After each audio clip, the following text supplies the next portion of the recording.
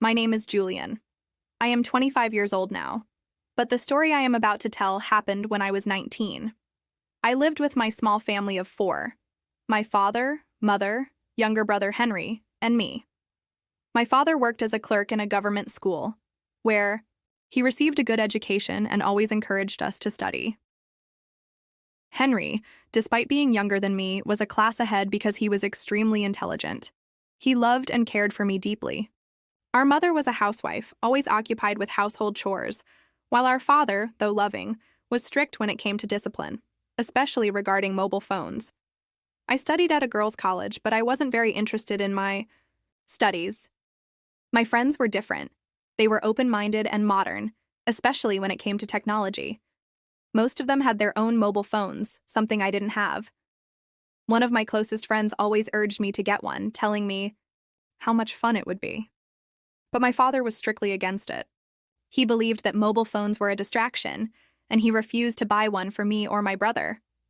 One day, during the holidays, my friend invited me to her house. When I arrived, I was amazed. It was a large house with separate rooms for each family member. Unlike my home, where space was limited, her house felt luxurious. We went to her room, where she changed into comfortable clothes. Her mother brought us food, and after we ate, we lay down to rest. That's when she took out her mobile phone and started watching a movie.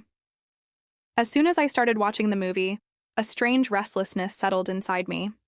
At first, I wasn't sure why, but as the scenes unfolded, I found myself completely drawn in. My friend watched with a carefree smile, and soon I started enjoying it too. The movie was long, and time passed faster than I had realized. By the time it ended, evening had arrived. I hurried home, unaware of the storm waiting for me there. As soon as I stepped inside, I saw the worry on my mother's face. My father's stern gaze locked onto me. "Where were you?" he demanded. I hesitated, feeling the weight of their concern. I was at my friend's house, I admitted. That only made things worse. My mother, usually gentle, looked at me suspiciously. Something in my expression, in my restless eyes, must have unsettled her. She didn't say much at first, but later, she sat down beside me, her voice low but firm. "I don't want you going there again," she said. "Not to that house." I felt my heart sink. "But why, Mother?" She didn't answer directly. "I know what's good for you," she replied. But she didn't understand. That movie, it had awakened something in me. An urge, a curiosity. I wanted to watch it again. I needed to. That evening, while my mother kept a close eye on me, Henry, brother, was locked in his room, deeply immersed in his studies. Unlike me, he had always been serious about education. I envied his focus, how he could dedicate himself so fully to his books while my mind was consumed by something else entirely. Had to find a way to watch that movie again.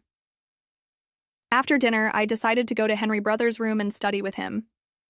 Maybe if I focused on my books, I could distract myself from the thoughts swirling in my mind.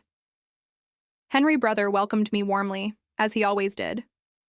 We studied together, our books spread across the table, the silence between us filled only with the occasional flipping of pages. By 10 p.m., we were done. My eyes felt heavy, but my heart was still restless. "It's late," Henry Brother said, stretching his arms. "You should go to sleep." I hesitated. My parents' room was nearby, and I didn't want to disturb them by moving around. So I nodded. "I'll sleep here," I said. Henry Brother didn't mind. He lay down on his bed while I found a comfortable spot nearby. But no matter how much I tried, I couldn't sleep. The scenes from the movie kept replaying in my mind. That rush of excitement, that curiosity, it wouldn't let me rest. After a while, I turned to Henry Brother and whispered, "Brother, I want to watch a movie like that again." He was half asleep, but stirred at my words. "What movie?" I took a deep breath, my voice trembling. "I saw one at my friend's house. It made me feel something, brother. I need to watch it again. I'm not at peace without it." Hearing this, Henry Brother sat up, his expression shifting. "What kind of movie was it?" he asked, his tone cautious. Tears welled up in my eyes. "I don't know." but I can't stop thinking about it. I feel like I have to watch it again. Henry brother looked at me with concern. The room fell silent for a moment. I didn't know what I expected him to say, but I knew one thing for sure. I wasn't going to stop until I saw that movie again. Henry stared at me for a long moment, his brows furrowed in deep thought. He had always been my protector, the one person who never judged me. But now, I could see the hesitation in his eyes. "Julian, you know Father would never allow this," he said finally, his voice low but firm. "And if it's making you feel this, restless, maybe it's not something you should be watching." I shook my head, my frustration bubbling over. "I don't care what Father thinks. I need to see it again. I can't explain it, Henry. It's like something inside me woke up. It won't let me rest." Henry exhaled, rubbing his temples. "All right, let me think." For the next few minutes, he sat there deep in thought. Then, after what felt like an eternity, he reached under his mattress and pulled out a small black mobile phone. My breath caught in my throat. You have a phone?" I whispered, shocked. He looked guilty but determined. "I borrowed it from a friend. Only for studies, I swear. But maybe I can find that movie for you." A mixture of relief and excitement rushed through me. "Really? You'll help me?" Henry sighed. "Just this once, Julian. I don't like seeing you this way, but you have to promise. If this isn't good for you, you'll stop." I nodded eagerly, though deep down I wasn't sure if I could make such a promise. Henry switched on the phone, his fingers moving swiftly over the small keypad. He wasn't as fast as my friend, but he seemed to know what he was doing. After a while, he handed it to me. "Here, this should be it." My fingers trembled as I took the phone, my heart racing with anticipation. I pressed play, and the familiar scenes began unfolding before my eyes. The rush of excitement returned, stronger than before. My mind drowned in the images, the sounds, the emotions. I barely noticed the time slipping away. "Julian," Henry's voice snapped me out of my trance. "It's late. You should sleep." I nodded absent-mindedly, but deep down I knew this wasn't over. I needed more. That night, I couldn't sleep. My thoughts spun wildly. The movie had awakened something in me, something I couldn't name. And for the first time in my life, I felt an insatiable hunger for something beyond my small world. What had I gotten myself into? The next morning, I woke up exhausted. My mother noticed my lack of energy at breakfast, but I brushed it off, claiming I had trouble sleeping. Henry, however, knew the truth. He kept stealing glances at me, his expression unreadable. By afternoon, I couldn't take it anymore. I needed to see more. I needed my own phone. Determined, I decided to ask Henry. "Brother, can I borrow your phone again? Just for a little while." He frowned. "Julian, I don't think this is a good idea. You're acting different." "Please." I begged, my voice desperate. "Just one more time, I'll be careful." Henry hesitated, but eventually handed me the phone. "Last time, Julian. I mean it." I nodded quickly and rushed to my room, locking the door behind me. As soon as I pressed play, the familiar thrill washed over me. The more I watched, the deeper I fell. The movie was no longer just a film, it was a portal, pulling me into a world far beyond my own. I memorized the dialogue, felt the emotions seep into my skin, and lost myself in every frame. When the screen went black, a hollow ache formed in my chest, an unbearable longing for more. Days passed, and my hunger only grew stronger. I needed my own phone, my own way to access this hidden world without relying on Henry. He sensed the shift in me. His worried glances became more frequent, his patience thinner. "Julian, this isn't right," he told me one evening. "You're slipping away. You're not yourself." I scoffed, irritation flaring in my chest. "You don't understand, Henry. This is bigger than us. Bigger than Father. I have to know more. I need it." Henry clenched his jaw, his hands balling into fists. Then you need to stop. Whatever this is, it's controlling you.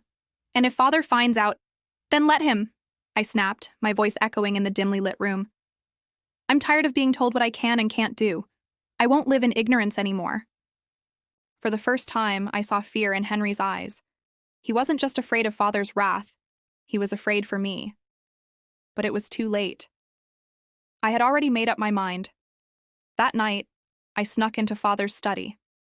My heart pounded as I rifled through his drawers, searching for anything, money, an old phone, something I could use. My fingers grazed cold metal, a spare phone. My breath hitched. This was it. I took it and ran back to my room, my hands trembling. As soon as I turned it on, I felt a rush of power. No more waiting, no more asking. I was free. The first thing I did was find the movie. I watched it again, and again, and again, until I could no longer tell where the movie ended and where I began. Then the dream started. Dark, twisting dreams filled with voices I didn't recognize. Shadows creeping at the edges of my mind. Whispers of a world beyond my own, beckoning me closer. Each night, the line between reality and fantasy blurred a little more. Henry noticed. He tried to stop me, tried to take the phone away, but I wouldn't let him. You're not my keeper, Henry, I shouted, clutching the device like a lifeline. You don't know what it's like. This is important. Tears welled in his eyes. It's not real, Julian. You're losing yourself. Please, come back. But I was too far gone. It wasn't until Father caught me that everything unraveled. He found the phone, found the evidence of my obsession. His fury was like a storm, violent and unrelenting. He locked me in my room, took everything away. No phone, no access, nothing. The withdrawal was excruciating. My skin burned, my mind screamed. I thrashed against the walls, desperate to escape.